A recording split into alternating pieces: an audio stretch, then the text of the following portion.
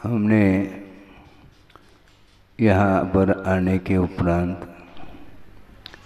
समसा सागर जी भी बैठे हैं अभी भी।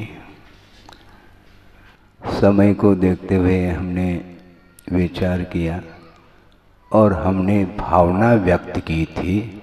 उन्होंने आदेश ऐसा कहा, आदेश नहीं दिया था हमने भावना प्रेषित की थी कि आपके द्वारा भी कुछ जनता के लिए विचार आगम के आधार से दें, ताकि भोजन बनता है और भोजन में विभिन्न प्रकार के व्यंजन होते हैं। किसके लिए कौन सा व्यंजन पसंद है ये मुझे ज्ञात नहीं है, और आप साहित्य के माध्यम से परोस देंगे तो निश्चित रूप से उनको भी आनंद आएगा। इसी भावना को लेकर के उनके सामने भाव व्यक्त किए थे और सार गर्भित उनका उद्बोधन आपको कैसा लगा? ये ध्यान रखो, केवल आपके लिए अच्छा लगा ऐसा नहीं, आपसे भी ज़्यादा मुझे अच्छा लगा है। क्योंकि जिनेंद्र भगवान की वाणी किसको अच्छी नहीं लगती। शब्द हैं और शब्दों के माध्यम से ही भावों को प्रेषित किया जाता है, और गुरुदेव ने जो दिया है उसको अपने पुरुषार्थ के माध्यम से हमने प्राप्त कर लिया है, और प्राप्त जो किया जाता है वो अपने लिए ही प्राप्त किया जाता है। किंतु बीच में कोई व्यक्ति पिपासु है, हित चाहता है, तो मान लो ये व्यावहारिक है, कॉमन सेंस है। आप मान लो भोजन करने के लिए बैठे हैं और आपका कोई साथी उसी समय योग आ गया और वह आया है, तो आपका क्या व्यवहार बनता है बोलो? भले ही वो भोजन करके आया है, ये बात अलग है, किंतु कितने भरपेट भोजन करके भी आए हो तो दो चार ग्रास तो गुंजाइश तो है, अपने साथ बैठ करके भोजन कर लो। ये व्यवहार कहता है कि नहीं कहता? बिल्कुल कहता है, और ये समीचीन व्यवहार माना जाता है। ये वात्सल्य है और परस्पर के प्रति जो आत्मीयता का व्यवहार हमें निश्चय तक पहुंचाने में समर्थ होता है। क्योंकि चढ़ाला आप लोग पढ़ते हैं, हेतु नियत को होई। नियत अर्थात निश्चय, और निश्चय के लिए हेतुबोध कौन सा है? व्यवहार है। व्यवहार के बिना निश्चय की उपलब्धि संभव नहीं, किंतु वह व्यवहार रहे, समीचीन व्यवहार रहे। यदि व्यवहाराभास होगा तो वह निश्चय की उपलब्धि उसके द्वारा संभव नहीं है। इसलिए आगम के माध्यम से प्रासंगिक उन्होंने जो अपने विचार, अपने भावों को व्यक्त किए हैं, आप लोग भाव विभोर हुए हैं और मैं भी भाव विभोर होकर के ही सुन रहा था। यह स्वाध्याय है। कल भी हमने बात कही थी, उपदेश देने के लिए मैं बैठा हूँ, किंतु उपदेश किसको? जो अमल नहीं कर रहा है, जो पथ पर आरूढ़ नहीं है, मात्र श्रद्धान का विषय मात्र बन चुका है जिसके लिए, उसके लिए उपदेश की बड़ी आवश्यकता है। और मैं उस बात को रिपीट करता हूँ जो कल कहा था कि जो जागृत है उसको जगाने की आवश्यकता नहीं, किंतु जो जागृत नहीं है किंतु श्रद्धान लेकर के बैठा है तो उसको भी जगाने की आवश्यकता पड़ती है। और कौन जगा सकता है ये बात अलग है। सन 80 का वह प्रसंग आपके सामने रख रहा हूं। दीक्षित होकर के गुरुदेव के साथ ही मैं गया, अकेला नहीं गया, आचार्य महाराज के साथ बंडा होते हुए सागर पहुंच गए और सागर में वाचना प्रारंभ हुई। वाचना प्रारंभ होने के पूर्व में है, कुछ दिन पूर्व में है, जब आचार्य महाराज नैरानगिरी में विराजमान थे शीतकाल में, उस समय पंडित पन्नालाल जी साहित्याचार्य सागर, उन्होंने गुरुदेव के चरणों में विनम्रता पूर्वक निवेदन किया कि महाराज, विद्वानों के द्वारा सिद्धांत ग्रंथों का आलोड़न करके जो अनुवाद और संपादन आदि कार्य किए हैं, जैन समाज के लिए बहुत बड़ी उपलब्धि हुई है उनके द्वारा, किंतु वो सारे सारे सिद्धांत ग्रंथ लाइब्रेरी में बंद हैं और आपके सानिध्य में विद्वानों के माध्यम से सिद्धांत के विषयों को हम और सुनना चाहते हैं, ताज़ा करना चाहते हैं और बीच बीच में उसमें जो भी त्रुटियां हों उनको दूर करने के लिए आपकी बड़ी आवश्यकता है। तो गुरुदेव ने कहा, हाँ सोचते हैं, देखते हैं, ये तो परंपरा उनकी चल रही है। और समय पा करके सागर जब पहुंच गए तो उस समय उसके पूर्व में ही उन्होंने आशीर्वाद दिया था और वाचना प्रारंभ हो गई। उस वाचना के दौरान बहुत एक मार्मिक प्रसंग हमें प्रथम बार सुनने को मिला। धौला का अध्ययन तो पहले किया ही नहीं था, न गोमटसार का अध्ययन हुआ, मात्र 24 टाना और तत्वार सूत्र तक हमारा ज्ञान सीमित था। हालांकि उसमें अनंतार्थ गर्भित है, ये बात अलग है, क्योंकि सूत्र ग्रंथ जितने भी होते हैं एक एक सूत्र में अनंत अर्थ समाहित रहता है। उसकी विराटता को उद्घाटित करने वाले टीकाकार हुआ करते हैं और उनके माध्यम से ही हमें उसकी गहराई पकड़ में आती है। और वहाँ पर षटखंड आगम प्रथम पुस्तक की वाचना प्रारंभ हुई और प्रसंग ये आया था कि सम्यक दर्शन की उत्पत्ति के लिए बहिरंग कारण भी होते हैं और अंतरंग कारण भी हुआ करता है।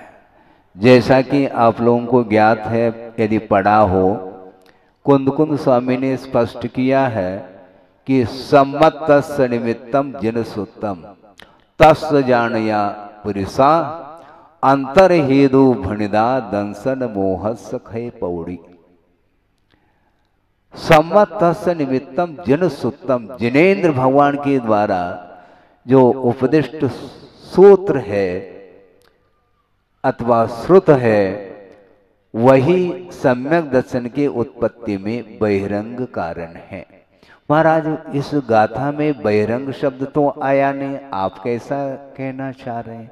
क्योंकि नीचे के चरण में ये स्पष्ट किया है कि अंतर हेतु भणिदा दंसन मोह सखै पौड़ी। अंतर हेतु अर्थात अंतरंग जो निमित्त है सम्यक दर्शन की उत्पत्ति में, वह दर्शन मोहनी आदि की प्रकृतियों के क्षय क्षोभम आदि की एकमात्र निमित्त है, ऐसा कहा।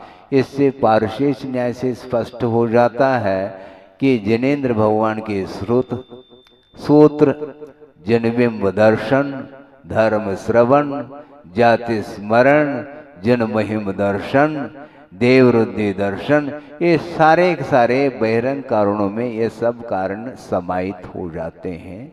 इसलिए सम्यक दर्शन की उत्पत्ति में बहिरंग कारण तो बहुत सारे हो गए। प्रश्न ये उठाया है शिष्य के द्वारा, प्रश्न उठा, शिष्य प्रश्न करने वाला वहां पर तो कोई है ही नहीं, किंतु स्वयं आचार्य पूर्व पक्ष बना करके समाधान देते हैं।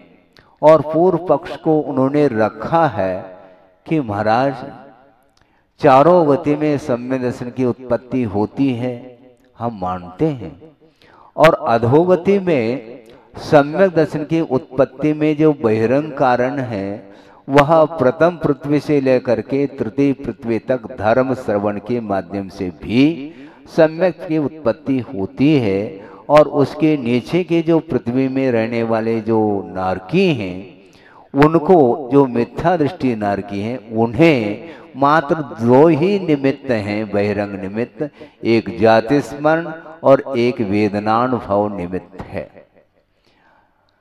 अब प्रथम पृथ्वी से तीसरी पृथ्वी तक सम्यक दर्शन की उत्पत्ति में बहिरंग कारण धर्म श्रवण कहा है और धर्म श्रवण कराने के लिए देव पहुंच जाते हैं वहां पर और देवों के माध्यम से ही संबोधन प्राप्त करके मिथ्या दृष्टि नारकी सम्यक को उपलब्ध करते हैं। प्रश्न ये उठाया है कि महाराज ये तो ठीक है, देवों के माध्यम से धर्म श्रवण हो गया, क्योंकि सारे नारकी मिथ्या दृष्टि होते हैं अथवा सारे नारकी जो सम्यक दृष्टि होते हैं, ऐसा तो है नहीं, दोनों प्रकार की नारकी वहां पर होते हैं। तो ऐसी स्थिति में देवों का आवागमन जहां तक होता है वहां तक तो धर्म श्रवण के माध्यम से उपलब्ध हो जाए सम्यक दर्शन, इसमें बाधा नहीं। किंतु उसके नीचे रहने वाले जो नारकी मिथ्या दृष्टि नारकी हैं उनको सम्यक दर्शन प्राप्त कराने के लिए वहां पर जो स्थानीय सम्यक दृष्टि नारकी हैं वो मिथ्या दृष्टि नारकियों को धर्म श्रवण करा करके सम्यक को क्यों प्राप्त नहीं कराते? ये प्रश्न लंबा चौड़ा प्रश्न है, विस्तार हो गया। अब इसका उत्तर ये दिया है आचार्यों ने, वो आपके सामने रख रहा हूं कि वहां पर भव संबंधेन पूर्ववेर संबंधेन वा परपर अनुगेज अनुगाय भावानाम असंभवादो। वहां पर सम्यक दृष्टि नारकियों की प्रवृत्ति और मिथ्या दृष्टि नारकियों की प्रवृत्ति इक्वलिटी है, उसमें समान प्रवृत्ति है, चेष्टाएं समान रूप से होती हैं और लेशाएं अशुभ पाई जाती हैं, ये भी आपको ज्ञात है। नार का नित्या अशुभतर लेशा परिणाम देह वेदना विक्रिया। तो निरंतर जिसके परिणाम संक्लेशित है परस्पर उदीरित दुखा ये कहा है। तो ऐसी स्थिति में परस्परोपग्रहो जीवानाम यह सूत्र वहां पर प्रयोग में नहीं आ सकता।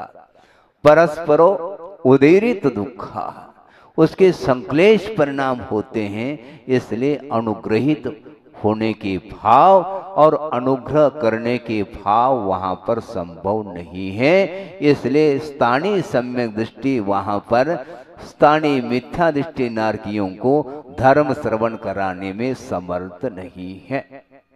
ये क्लियर है, ये सैद्धांतिक विषय है और बात भी उचित है कि धर्म श्रवण करने वाला जो व्यक्ति होता है वह कुछ न कुछ विशेषता रखता है, उसके अंदर प्रशम संवेग आदि के जो भाव हैं वे प्रस्फुटित होते रहते हैं।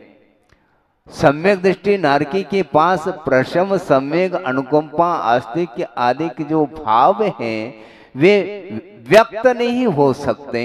इसलिए गुरुदेव का बार बार कहना है सम्यक दर्शन का होना अलग वस्तु और सक्रिय सम्यक दर्शन का होना अलग वस्तु है। उनका वह सम्यक दर्शन एक्टिविटी को लेकर के नहीं, दूसरे के ऊपर उपकार करने के भाव जिसके अंदर जागृत होता है उसके कभी भी परिणाम संक्लेशित नहीं होते, उपकार के भाव होते हैं। इसलिए अपाय विचय धर्म ध्यान कहां पर होता है, उसकी भूमिका क्या है? उपकार करने वाला व्यक्ति स्वयं द्रवीभूत होता है। मिथ्या दृष्टि को भी सम्यक दर्शन प्राप्त कराना है। सम्यक दृष्टि को सम्यक दृष्टि के प्रति वात्सल्य रखना अलग वस्तु, किंतु मिथ्या दृष्टि का भी कल्याण हो इस प्रकार का भाव जो जागृत होता है हृदय से, उसका नाम अनुकंपा है, दया है। तो दया के भाव जिसके हृदय में है वही व्यक्ति दूसरे का कल्याण भी कर सकता है और उसका प्रभाव भी पड़ता है। गुरुदेव ने एक बार कहा था, क्लास फेलो का प्रभाव नहीं पड़ता। आपने भी सुना होगा, शायद आपकी डायरी में भी वह लिखा हुआ विषय हो सकता है। क्या है? हाँ, सहपाठी क्लास फेलो। हाँ, ये इसलिए वो क्लास फेलो का प्रभाव क्यों नहीं पड़ता, क्योंकि वह फेल है उसमें। हाँ, क्लास में तो समकक्षता रखता है किंतु उसके पास प्रभाव नहीं है। और टीचर अथवा प्रोफेसर आ गए, फिर देख लो, कैप्टन अलग वस्तु, किंतु वह आदेशित है, उसको कैप्टन बनाया है, अन्य छात्रों की अपेक्षा से कुछ विशेषता रखता है, उस अपेक्षा से उसको कंट्रोल करने की अपेक्षा से यह दायित्व उसको सौंपा जाता है। इसका अर्थ ये नहीं वह कक्षा को चलाने लग जाए, ऐसा नहीं, चलाने का काम नहीं। कोई क्या टीचर के अनुपस्थिति में वो संयत रहे, हाँ, उसके लिए थोड़ा सा वह माहौल तैयार करता है, इतना ही उसका कार्य होता है। और टीचर आते ही फिर वह सारे के सारे कैप्टन भी और सामान्य जो छात्र हैं वो दोनों एक ही हैं वो। हाँ, कक्षा की अपेक्षा से एकता है, इसीलिए क्लास फेलो का प्रभाव नहीं पड़ता। प्रभाव डालना चाहो तो प्रभाव नहीं पड़ेगा, किंतु अवाक वपुषा निरूपयंतम बोल नहीं रहे आचार्य महाराज, किंतु मंच पर विराजमान भी हो जाए तो आप लोग उतना ही आनंद का अनुभव करते हैं जितना कि प्रवचन सुनते समय। इतनी उनकी विशेषता है। ये विशेषता किसकी विशेषता? ज्ञान की अपेक्षा से विशेषता नहीं, ज्ञान की अपेक्षा से इससे भी ज्ञान रखने वाले दुनिया में बहुत सारे व्यक्ति मिल सकते हैं। अपने अपने क्षेत्र में पांडित्य को रखने वाले मिल सकते हैं। कलाएं 72 कलाएं हो सकती हैं, उससे संपन्न हो सकते हैं। वक्तृत्व कला भी आ सकती है और जनता को बांधने की कला भी आ सकती है। ये सब कलाएं हैं, किंतु ये कला अलग है। और साथ से पुण्यार्जन करने की कला यदि कोई सिखाएंगे तो गुरुदेव के अलावा कोई नहीं सिखा सकता। पुण्य का अर्जन करना अलग, किंतु साथ से पुण्य का जो अर्जन होता है वह बिना किसी निदान के होता है, जिसको पुण्यान बंदी पुण्य की संज्ञा दी है। इसलिए मैं समय ज्यादा नहीं लेना चाहता। पर्याप्त आपने सिद्धांत के माध्यम से जो भी बन पड़ा है, जिन शब्दों के माध्यम से टूटे फूटे, शब्द तो टूटे भी हो सकते हैं, ये व्यवहार में टूटना और फूटना ये कई है, लेकिन फिर भी बोलने में आता है शब्द टूटे फूटे। किसी ने कहा, सुनो, किसी ने कहा महाराज आप बहुत दुबले पतले हो गए। हमने कहा दुबले और पतले में दोनों का अर्थ तो ये कहीं निकल रहा, दुबला हो अथवा पतला हो, बात ये कही है। तो इसी प्रकार टूटे फूटे कुछ शब्द हैं, क्योंकि साहित्यिक शब्दों का प्रभाव अपने आप में अलग होता है। कर्णप्रिय जिसको बोलते हैं, श्रुति मधुर, किंतु वह एक कला है। वह भी एक पुण्य के उदय से ही इस प्रकार भाव को प्रेषित करने के लिए शब्दों का चयन होता है। यह भी पुण्य कर्म के उदय से ही होता है। जो कुछ भी चेष्टाएं हम लोग करते हैं उसके उसके पीछे अतीत में किया हुआ जो कर्म है वही एकमात्र साथ देता रहता है। किंतु आचार्यों का ये कहना है, मान लो ऐसे भी जीव हो सकते हैं जिसके पास, समझ रहे हैं आप, अंगूठा छाप, और अंगूठा कहाँ छापना ये भी उसकी बुद्धि काम नहीं कर रही है, किंतु उसका भी कल्याण करने वाले गुरु हुआ करते हैं। हाँ, शुरुआत की बात है, ब्रह्मचर्य अवस्था में पहुंचा और गुरुदेव ने स्वीकृति दे दी, आशीर्वाद दिया, ड्रेस चेंज हुआ, ड्रेस तो वही रहा, लेकिन ड्रेस तो चेंज तो हुआ। हमने सोचा धीरे धीरे वो भी चेंज हो जाएगा। ड्रेस चेंज हुआ और उनके साथ विहार करते करते कहाँ पर पहुंचे, फिरोजाबाद पहुंच गए। और वहां पर पहुंचने के उपरांत प्रतिदिन समाज के लिए, जनता के लिए विभिन्न विषयों पर अच्छे मौलिक चिंतन के साथ आगम के आधार से विभिन्न विषयों पर उन्होंने अपने विचार प्रवचनों के माध्यम से रखे। 2-3 दिन हुआ मुझे, मैं भी प्रवचन सुनने के लिए गया, तो बात कुछ समझ में नहीं आ रही है। बात इसलिए समझ में नहीं आ रही, भाषा नहीं आती, एक बात। और सिद्धांत क्या होता है? ओम शांति। अध्यात्म क्या होता है? ओम शांति।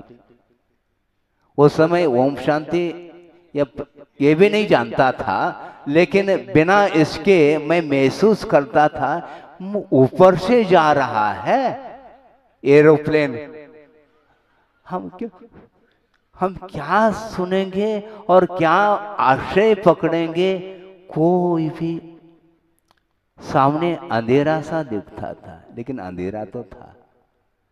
लेकिन बाद में गुरुदेव ने जैन सिद्धांत प्रवेश का, जो गोपाल दास जी बरैया हुए हैं पंडित जी, उनके द्वारा रचित वह कृति, और उसको पढ़ाना प्रारंभ किया। और पढ़ाते पढ़ाते लगभग 10-12 दिन व्यतीत हुए हैं। 4-5 ब्रह्मचारी लोग थे, उनके लिए, उसमें मैं भी शामिल था। और एक दिन उन्होंने मनोरंजन के रूप में सही, क्योंकि व्यक्ति विशेष को लेकर के कभी भी वह पढ़ाते नहीं थे, सामूहिक अध्ययन है। पंगत बैठी है, एक एक के लिए थोड़ी परोसेंगे, एक साथ बैठो भोजन करो। तो प्रारंभ किया। 10-12 दिन के उपरांत उन्होंने सामूहिक रूप से सबको दृष्टि में रखते हुए कहा, क्यों ब्रह्मचर्य लोगों, विषय समझ में आ रहा है? तो हमने नाड़ हिला दी। तो तत्काल उन्हें पूछा, क्या समझ में आ रहा है बताओ? गाड़ी फंस गई। वो समय हमने ये संकल्प लिया, अब मुझे प्रवचन में बैठने की कोई आवश्यकता नहीं, आचार्य महाराज यदि पूछेंगे तो हम बता देंगे। अब संकल्पित होकर के जैन सिद्धांत प्रवेशिका को रटना है, भले ही अर्थ समझ में आए अथवा ना आए, तो समासम घोषंतो, ये चालू कर दिया हमने, बिल्कुल। क्योंकि विद्या कालीन पश्यते, यदि काल तो अभी हुआ ही नहीं है। तो रटना प्रारंभ कर दिया और धीरे धीरे धीरे वह विषय हासिल होता गया। व्यक्त नहीं कर सकता था, हम अपने भावों को व्यक्त नहीं कर सकते। सुनते हैं तो भाषा समझ में नहीं आती, इतनी जटिलता थी। और समता सागर जी ने अच्छे फूल बरसाए हैं साहित्य शब्दों के माध्यम से। उस प्रकार के फूल तो हम नहीं बरसा पाएंगे, किंतु आगम के माध्यम से गुरुदेव ने जो दिया है वह बहुत, उसका वर्णन हम अपने शब्दों में नहीं कर सकते। समय आपका हो गया है, इसलिए मैं इतना ही कहना चाहता हूँ कि दूसरे के ऊपर यदि प्रभाव पड़ता है तो मात्र ज्ञान का नहीं पड़ता, किंतु साधना का प्रभाव पड़ता है। और निरंतर यदि आस्था के साथ, समर्पण भाव के साथ, देव गुरु शास्त्र के प्रति अटूट आस्था रखते हुए हम एक एक कदम भी चारित्र के क्षेत्र में, साधना के क्षेत्र में बढ़ते चले जाएंगे, तो निश्चित रूप से अत्यल्प काल में हम लोगों का कल्याण निहित है। इस पवित्र भावना के साथ इस वक्तव्य को विराम दिया जाता है। अहिंसा परमो धर्म की जय।